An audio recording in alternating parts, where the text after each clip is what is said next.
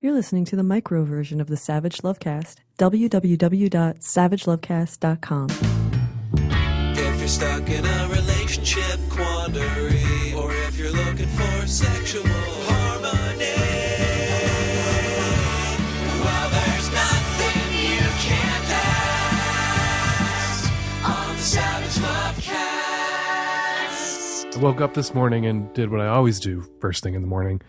I picked up my phone and I looked at Twitter. Twitter, oh my God, it brings out the worst in people, and yet it is the last thing I look at every night before I fall asleep and the first thing I look at every morning when I get up, and I blame Catholicism. My family's faith tradition, it induces a certain masochism that, you really just have to embrace because there's no fighting it. And the first tweet I read in my masochistic fugue this morning, well, first pair of tweets were from Nate Silver at 5:38. It's a dead heat, and the latest polling is consistent with a Clinton lead of only 1% nationally. State firewall breaking up, trend lines awful. Oh, that was painful. That hurt. And then over to Josh Marshall at Talking Points Memo, seeking some comfort, seeking perhaps some unskewing of the polls, where I read this. Beneath these numbers, we see a persistent trend almost everywhere. Clinton does better in a head-to-head race than in a multiple candidate race where Johnson and Stein are added. That's great for Clinton. Josh Marshall continues, until you consider that in most but not all states, Johnson and Stein are on the ballot. All right, they say, and here's hoping they're right, that people who say that they're voting for third-party candidates, the closer you get to election day, the tighter the race gets, the less likely they are to actually, in the end, vote for those third-party candidates. So hopefully Clinton will scoop up most of those people. And I'm just going to hope that's the case while trying not to dwell too much on the 2000 race when that wasn't the case. I'm not dwelling because even though pot is legal here in Washington State, I want to leave some for other people to enjoy. Anyway, you know what? Actually, the top of this week's show, as we're getting closer to the election, I didn't want to talk about the election or the debate last night. I can't actually talk about the debate on Monday night because we recorded today's show on Monday morning. If you want to hear me rant and rave about the debate, go find Blabbermouth on iTunes or wherever you get your finer podcasts. It's The Stranger's other podcast. So I can't talk about the debate, don't know who won the debate, but I am, like so many others, increasingly worried that Donald Trump could win the election.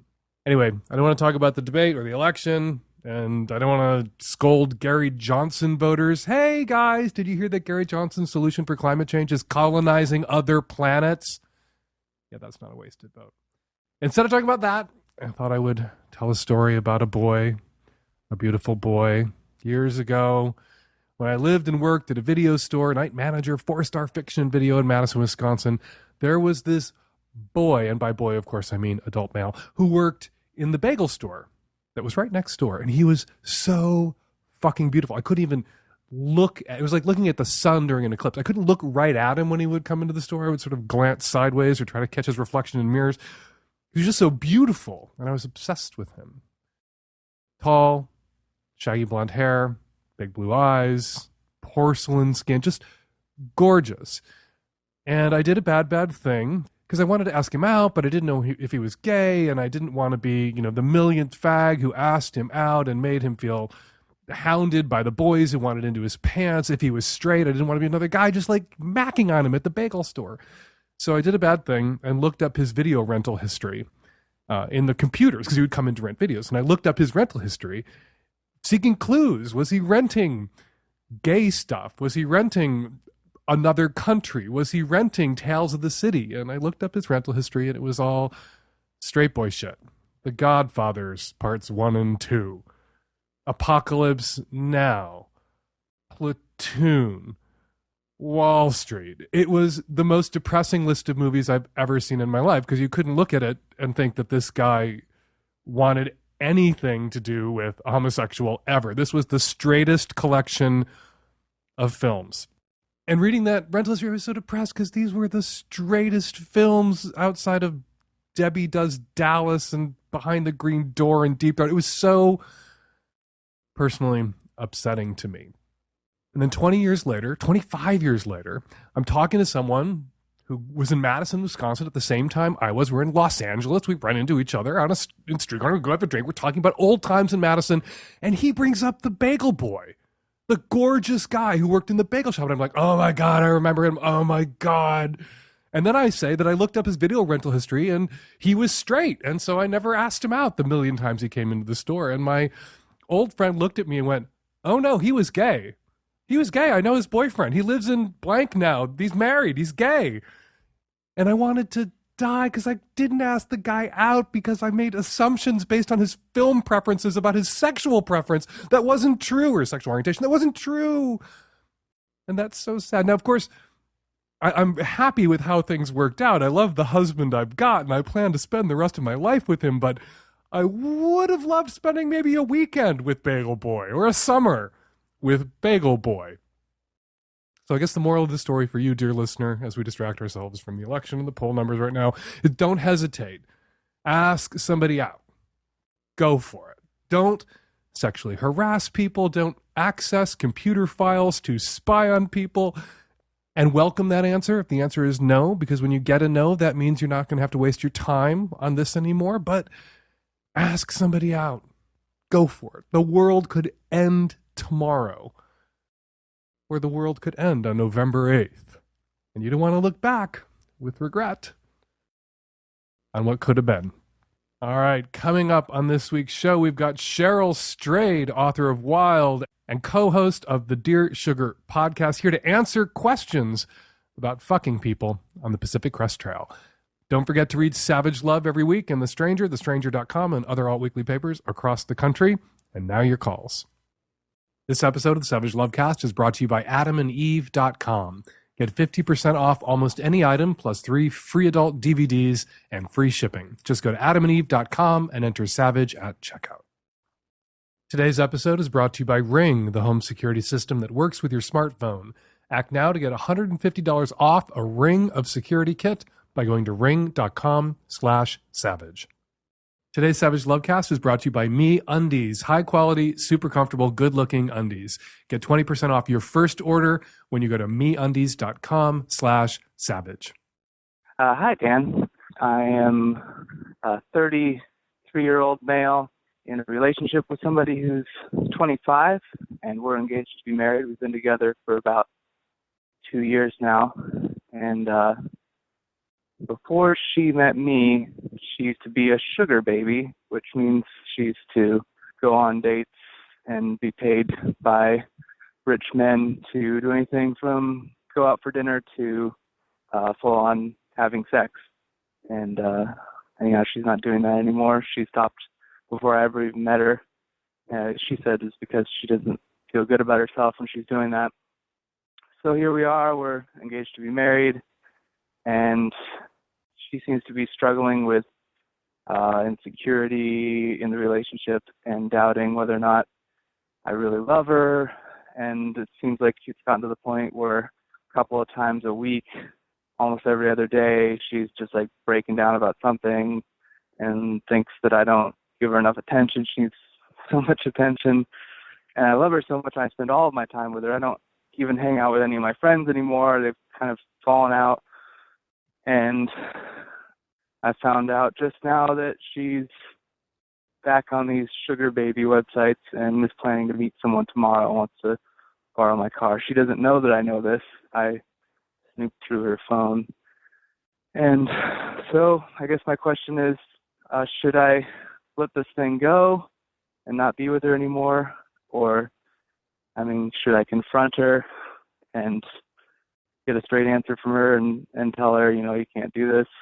Or should I just try to love on her more and give her more attention, and maybe she'll see that she has nothing to worry about and that I'm really serious about being with her for the rest of my life? And I don't know, I've never been to this point with anyone before. I've never been engaged before, and I really do love her. But this is just kind of jarring.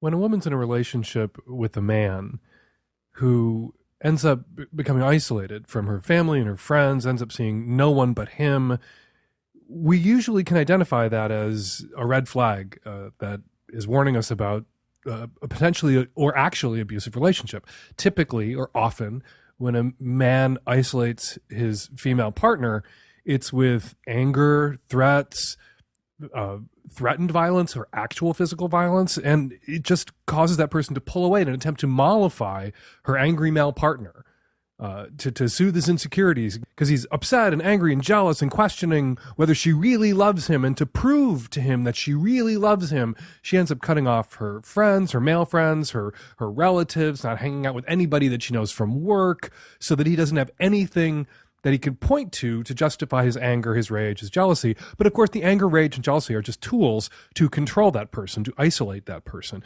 and to paint that person into a corner where they're free to abuse them in worse ways. And it escalates over time. It gets worse. When a woman does that same thing, isolates a male partner, rarely does she use anger, threats, violence, although that does sometimes happen. And you hear from men to whom that happened with anger, threats, physical violence. Often it's with insecurity, vulnerability, tears. The tools that a woman might use to isolate her male partner, to get him to cut off friends, family, coworkers, to see only her, isn't rage, it's sad.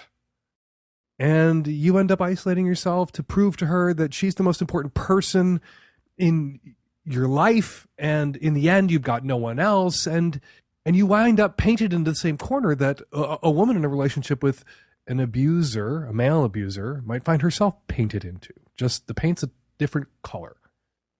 I think you need to end this relationship. I think you need to break off this engagement.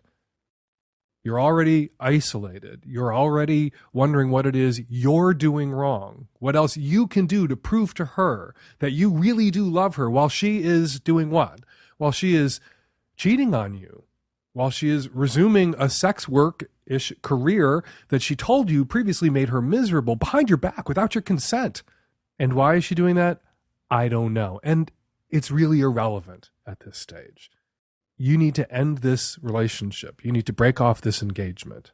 Because just like a male partner who isolates a female partner with anger and threats and violence, you're being isolated by this person with tears and sadness and insecurity and vulnerability, but you're being isolated nonetheless. She's going to keep demanding more and more proof from you that she is the only person in the world that you care about, while she does what? While she runs around demonstrating to you that you are not the only person in the world that she cares about.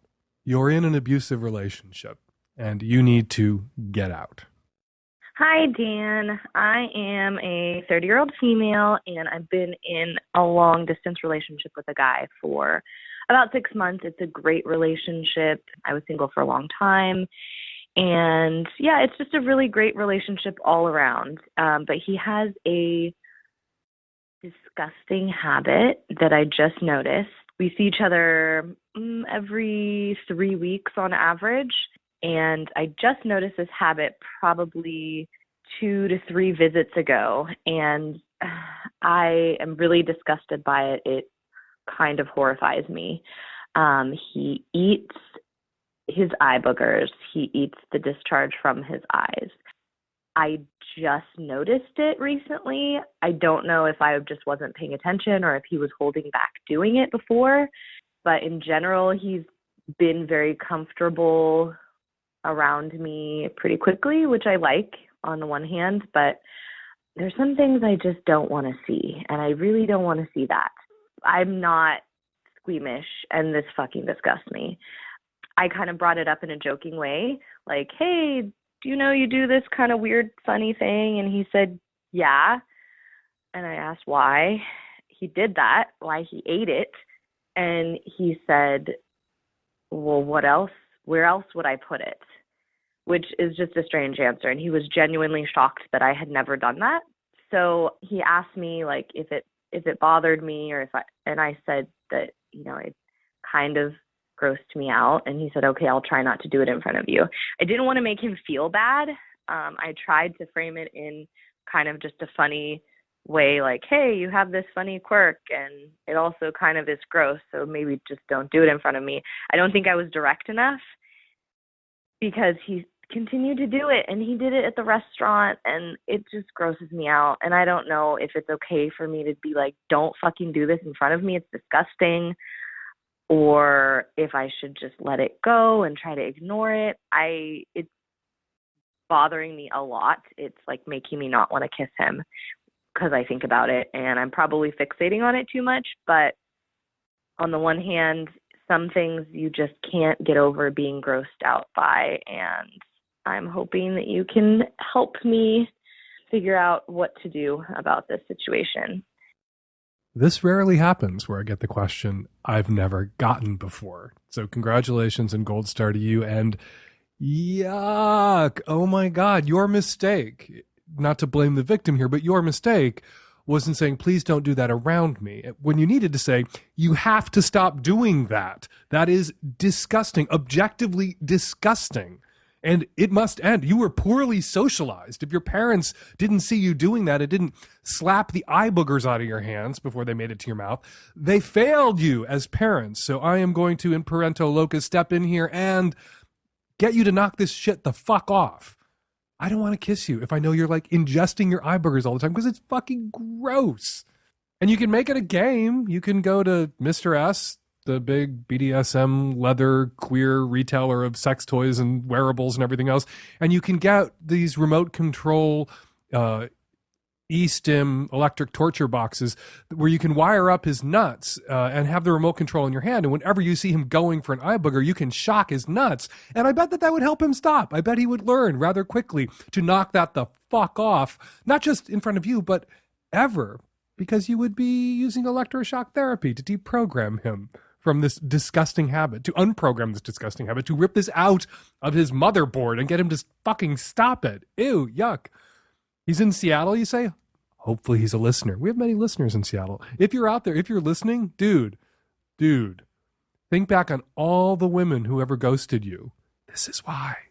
This is why they never called you back after that date where they saw you gouge a crusty booger out of the corner of your eye, or never called you back after they spent the night with you, and in the morning while you were making pancakes, they saw you gouge the crusty eye booger out of the corner of your eye and then pop it into your mouth. And then you never heard from them again. You were wondering why, because the night went so well and the date went so well. This is why. So you have to stop this. It is revolting. Knock it the fuck off, or you're going to lose this woman that you're dating, this lovely woman from California who called. Hey, woman. Hey, caller. He's going to lose you if this doesn't stop. Right? Right. I can hear you nodding. You will not be able to tolerate this because it is icky. Thank you for sharing. And you'll be doing him a solid if you go to Mr. S and you get that electro eStim ball shocking device. Just like us here at the Lovecast, Adam and Eve want you to have a fun, healthy sex life, and they are very set up to help you get there. They are now offering 50% off almost any item. Choose a new adult toy, lube, or almost anything from over 18,000 adult products. Plus, Adam and Eve will let you pick 3 free adult DVDs with your order. Choose from all kinds of genres for both gay and straight folks. And you'll receive a free mystery gift. What could it be? And free shipping. That's adamandeve.com and enter SAVAGE at checkout. Hi, Dan and at-risk youth. My name's Matt. I'm 31, straight male, and having a problem with my shy boner. I'm in a committed, monogamous relationship. Met my girlfriend on Tinder about a year ago. It's been incredible ever since. We get along great. We're best friends. We talk about anything and everything. The sex is frequent, satisfying, and adventurous. Basically, very little to complain about or worry about, except my dick is kind of being an asshole. I feel like I've always had what I call a shy cock. Once I fuck a girl a few times, I very rarely have an issue. But in some of those initial contacts in my past, my cock hasn't exactly risen to the occasion. My erection is basically Tinkerbell. We all have to believe in it for it to live. So now I'm having the best sex of my life, and I'm anxious. We went to a sex club a month ago with friends, and while my buddy was pounding his girlfriend and multiple other ladies, I was ring-sticked. I was relatively okay with it. My girlfriend was fine with it. I mean, we rolled around. I went down on her. Other people went down on her. We had a really good time. I'm just worried about the next time. I want to explore, to swap, to have fun and kind of explore sexuality together. but I'm worried about going into it with my confidence. I'm worried about going in and disappointing our play partners. We've talked about Viagra and male enhancements that you see advertised, but I'm just not sure. Viagra is expensive, but I think maybe worth it to get over this mental hump that I'm dealing with right now. Boners are like Tinkerbell. Where have I heard that before? I think I've heard it on the show. I think it came out of my mouth. Credit Dan Savage, or I will see you in court, motherfucker. All right. First few times you're with someone new, you have shy dick, you have nervous dick, you have Tinkerbell dick. And then things right themselves. Hopefully it will also be the case with not the people, because if you're going to group sex environments, there's going to be a rotating cast of people. But with this particular circumstance, you had Tinkerbell dick. It was nervous. Not enough people in the room believed because they hadn't seen your dick perform before. So everyone wasn't clapping for your dick and it wasn't hard. But hopefully, as you go and you get more comfortable in this environment, your dick, Tinkerbell, will come back to fucking life. I would recommend getting a Viagra prescription. I know that they're expensive, but popping that pill is as much physiological as it is placebo. Just knowing you took it for many men gets them the boner. And it's the belief that the pill has this magic, talismanic, Tinkerbell clapping for power that gives guys the boner, as often as the physiological effect that the pill has. So lay in a few of those pills, pop a pill, keep going back, have fun, be safe, or as safe as you can be in that circumstance. There's a home burglary every 13 seconds. Most happen in broad daylight with a burglar ringing your doorbell to make sure you're away before breaking in. Ring Video Doorbell has been proven to stop burglaries before they happen by allowing you to see and speak to anyone approaching your door using your smartphone. Now Ring is using their advanced motion detection technology to protect your entire property with the Ring of Security Kit. The kit includes a Ring Video Doorbell for the front door and a Ring Stick-Up Cam, the wireless weatherproof HD camera to keep an eye on other parts of your property. Ring Video Doorbell and Stick-Up Cam both install in minutes, and working together, they provide 24/7 monitoring of your entire home, whether you're in the living room or thousands of miles away. For a limited time, our listeners get up to $150 off a Ring security kit. Go to ring.com/savage now. Join the millions of homeowners out there who protect their homes with Ring. Go to ring.com/savage, again, for up to $150 off your kit. That's ring.com/savage. Hi, Dan. I'm a 30-year-old gay man in an open relationship with an amazing primary partner. We've been together for a year and a half, and our relationship is rock solid. The issue I'm having isn't with him. It's actually with my first boyfriend. I met my first boyfriend when we were seniors in high school, and even though we lived hours apart, we fell madly in love, decided to become boyfriends. We planned trips to see each other. We lost our virginity to each other, and we had a great long-distance relationship for about 9 months. Then we got accepted into colleges on opposite sides of the country, and we ultimately decided to quit while we were ahead and break up. Since then, we've still never lived in the same city, but we've remained good friends. We keep up via Facebook and the occasional text message, and we'll make time to see each other if we're ever visiting where the other lives. So despite all the time and distance, our connection has never really strained, and I've often fantasized about sleeping with him again. But between living in different cities and one or both of us being in monogamous relationships over the years, it's just never been an option. So fast forward to now. I'm taking a trip to see him in a few weeks, and we'll be staying with him at his house. He's single and lives alone, and he doesn't know that I'm in an open relationship. If I'm being honest, I do hope to sleep with him while I'm there, but if we don't, that's also fine. I want him to know that the possibility's on the table, but it's not something that I'm expecting. So I'm struggling with how and when to tell him that I'm in an open relationship. Part of me wants to just wait until I'm there and hope it comes up naturally while we're catching up, but my fear in doing so is I'll catch him off guard or make him think that the only reason I came there is to sleep with him. And the other part of me thinks I should let him know before I get there so he has time to consider what he wants. He's not prude or closed-minded, but he's pretty wholesome by nature, and I bet my situation will come as a surprise. For all I know, he's totally hoping to sleep with me too. Or for all I know, he could have totally closed the door on us being physical 12 years ago and now just sees me as his first lover who's just a friend. I really have no sense of how he might feel about any of this. So my fear is that if I don't tell him until I'm there, I risk denying him the same time and space to think through what he wants as I've already had to consider what I want. Then again, to proactively come out and tell him ahead of time seems awkward and risks making it look like the only reason I'm coming there is to sleep with him, which isn't true. And if he doesn't respond positively, I further run the risk of not only an awkward weekend, but of tarnishing the PRF we have. So my question for you is, when and how do you think is the best way for me to bring him into the loop? If hand-wringing was an Olympic sport, you would have so many medals. I would advise you to go without telling him in advance that you hope to get into his pants while you're there. So he knows, by dint of your presence, by the fact that you're there, that your coming to see him wasn't contingent on any expectation of sexual favors, which is why you didn't check with him in advance about it. Just be casual. When he asks you what your romantic life is like, which hopefully you guys discuss every once in a while, tell him you're in a new relationship, and then add, by way of planting a seed perhaps, that it's an open relationship and this is new for you, and you're both allowed to sometimes sleep with other guys under certain circumstances that are mutually agreeable, and then see what he says. Who knows? Maybe he spent the last 12 years wanting to get into your pants again, and it'll unfold naturally in conversation with each other. Maybe he'll take that as an okay from you, that he's always wanted to not get back together, but fuck around a little bit for old time's sake. And if he doesn't, and if you really want to put it out there, you really want to say it, and I think you do, I think you should just say it.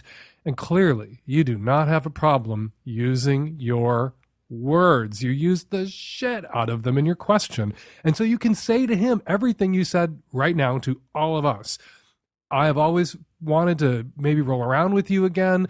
Obviously, I've always wanted to be sexual or intimate with you again for old time's sake, not to be in a relationship again, but to be friends with benefits. We've been friends for 12 years. Maybe we could throw the benefits back in. And if you don't want to, and that's nothing you want, I still want to be friends, and sorry about the moment's awkwardness. And people in a circumstance like this, people in your position in a circumstance like this, always project onto the other person the worst possible reaction, that they're going to have some sort of crisis or meltdown or be so insecure about your true feelings for them, as if you can't really feel friendly and affectionate for someone and also be physically attracted to them and wanting to get with them, as if those are mutually exclusive impulses. And that's not typically the case, particularly if you are considerate and thoughtful and you invite rejection. I always think that's crucial when you're in a circumstance like this, or you're going to ask somebody, a friend, to have a three-way with you and your partner. Always invite their rejection. Always say, please, if this is something you're not interested in, if no is what you want to say, don't hesitate to say no. I can hear no, I can take rejection, and it won't change how I feel about you on the friend's side of the ledger, and I won't be upset. So if it's no, just no, and there'll be a moment's awkwardness, and we'll power through it. Like Hillary Clinton powered through pneumonia, we will just power through it, because we're buds first. But nothing ventured, nothing gained. You've been wringing your hands and hoping for this for a dozen years. Tell him what you're feeling, invite him to do the same, and see where it gets you. Good luck. We don't all wear the same outfits here at Savage Lovecast Incorporated. We have no uniform because the tech-savvy at-risk youth don't want to wear the uniforms that I would pick out for them. But we all do wear the same underwear. That's right. Me and Nancy and the tech-savvy at-risk youth, we are all wearing these days MeUndies. After they sent Nancy a free pair, she went and bought herself a bunch. Why? Because they are so comfortable and they look great. Every pair of MeUndies is made from sustainably sourced modal, a fabric that's twice as soft as cotton. And once you try them on, you will understand why everyone is going apeshit for these underpants. And if you don't love your first pair of MeUndies, they're free. No questions asked. MeUndies has dozens of styles for men and women, stylish, and dare I say sexy. Shipping is free in the US and Canada, and you can save up to $8 a pair with the MeUndies subscription plan. Get the subscription plan or a single pair. Get 20% off your first order when you go to MeUndies.com/savage. That's MeUndies.com/savage for 20% off your first order. Get your MeUndies and you'll be able to tell your friends that you got into the underpants of the tech-savvy at-risk youth. Hi, Dan. My name's Annie. I'm from Melbourne, Australia.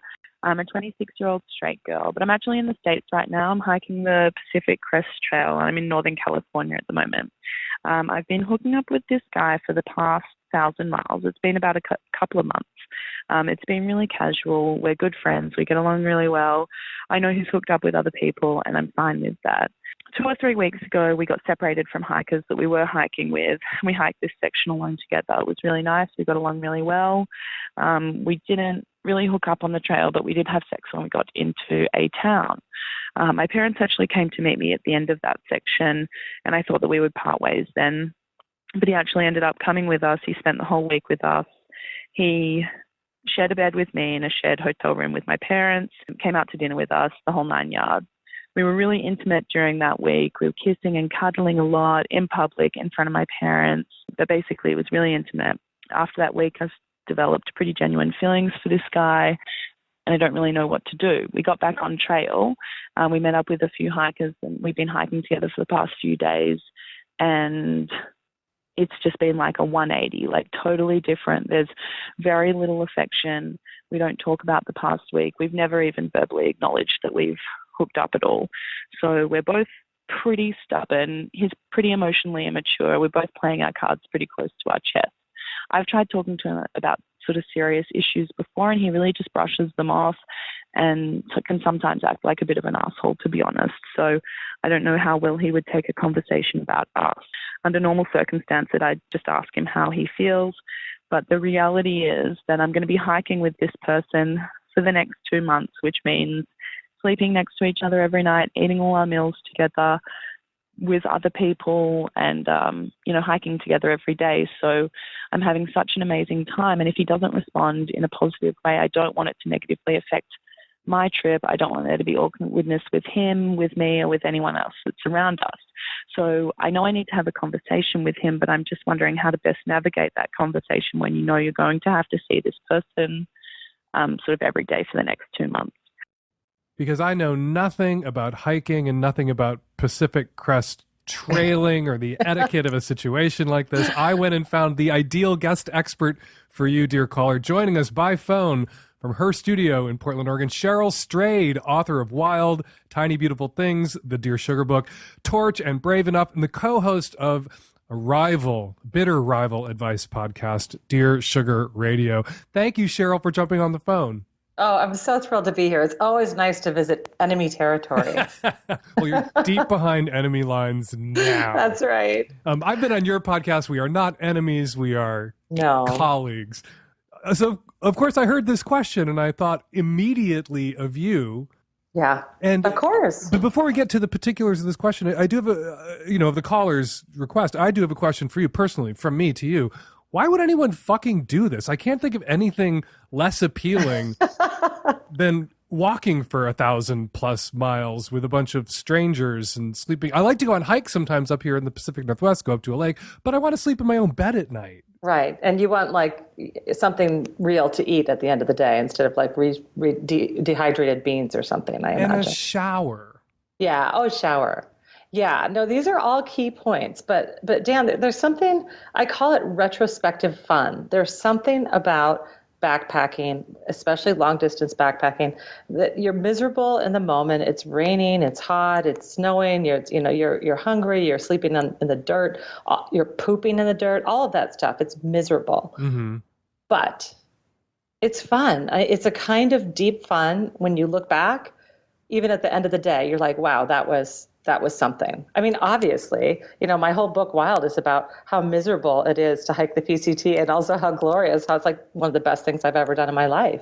So I think it's, the hardest things to do are often the most gratifying.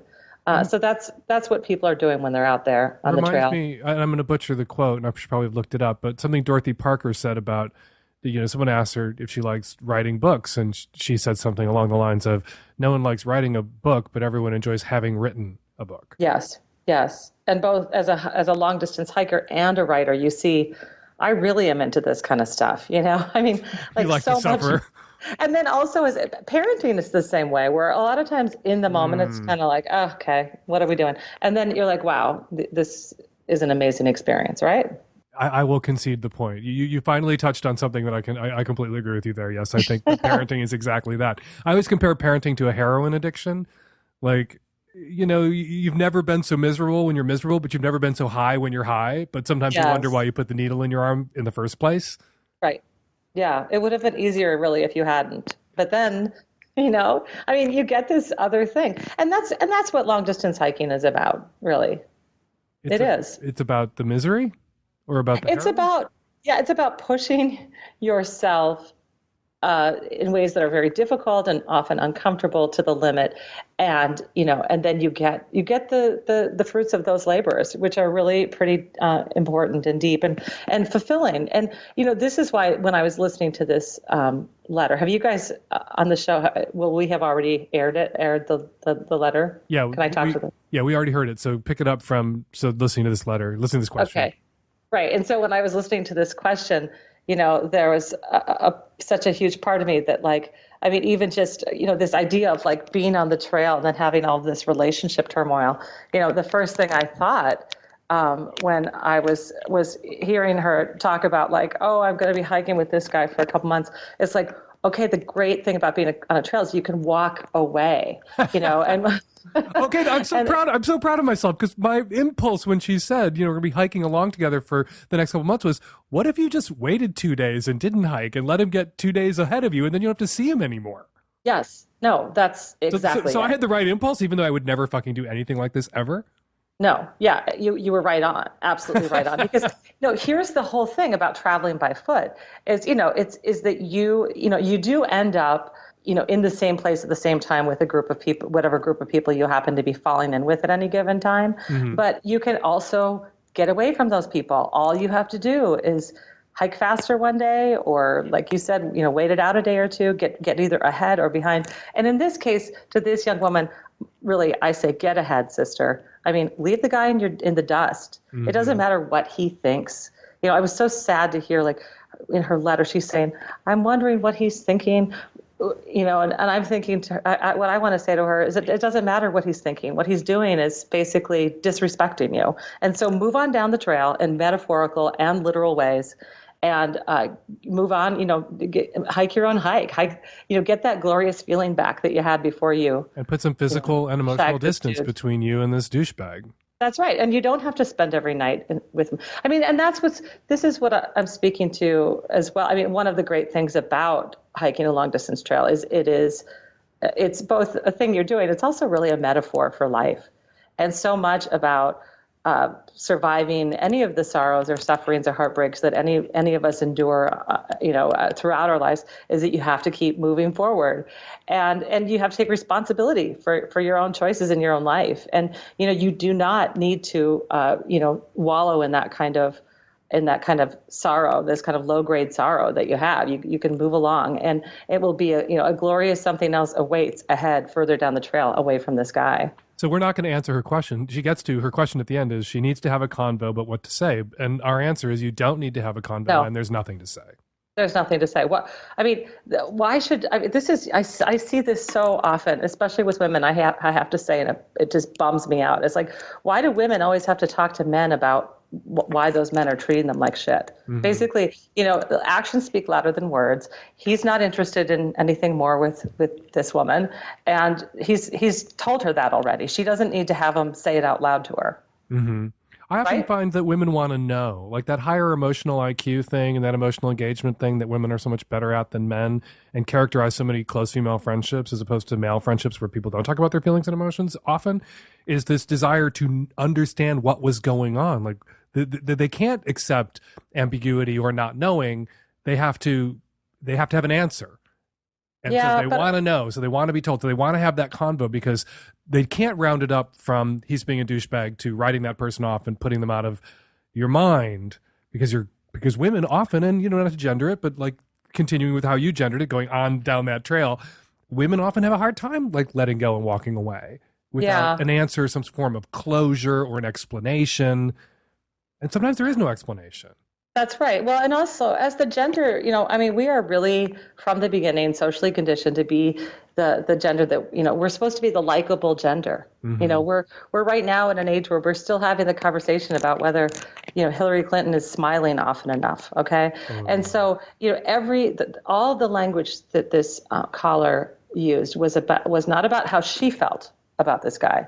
It was about how he was, how she was wondering what he was thinking or feeling. Mm-hmm. And I do think that part of that conversation she wants to have at its core is, why don't you like me? What did I do wrong? Why am I no longer good enough for you? Mm-hmm. And she does not need to ask those questions. He is not good enough for her.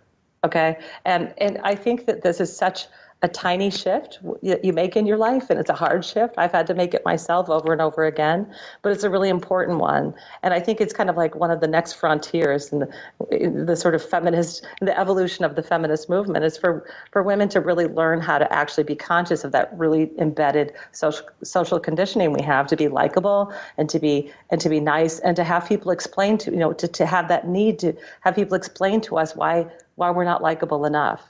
And, I'm just saying, in my own life, I'm about to turn 48. I'm sort of welcoming in the age of the bitch. I'm calling it the age of the bitch. And my new thing is, I don't care if you don't like me, and that's different from not being a nice person or not being a nurturing and kind person, but really trying to inhabit my own feelings or my own experiences of an interaction. And I just, the strongest advice I can give to this young woman is to stop thinking about what he thinks of you and think about what you think of him. Cheryl Strayed, she schools people weekly at Dear Sugar Radio, author of Wild, Tiny, Beautiful Things and other books. Thank you so much for coming on the show today. It was really fun chatting with you. Oh, I always love talking to you, Dan. Thank you. Cheryl Strayed and I got on, as we always do, like a house on fire. There's a lot more of me and Cheryl chatting in the Magnum edition of the Savage Lovecast, which you can subscribe to at www.savagelovecast.com. Hi, Dan. I'm a 21-year-old straight female, and all throughout my adolescence, I had a lot of sexual experiences. I lost my virginity when I was 13, and so I've done pretty much everything. But the past couple of years, I've been dealing with just the fallout of a horrible relationship, a little bit of PTSD from some scary situations, and so I have been off of the dating market. I don't really use the internet very much, and I'm not really looking for anybody new. But I have had one fuck buddy since I was about 14 years old, 15 years old. I trust him. I love him. He's a great friend of mine. He has a huge cock, and the only issue that I've been having is that he's not as experienced as I am. He doesn't understand how big his dick is. He horrible at making out. He just doesn't really know what he's doing. And it kind of makes me just not want to have sex with him, even though he's really the only person that I've been having sex with.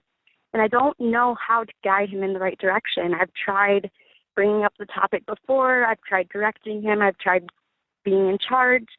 And I just can't get him to be better at sex.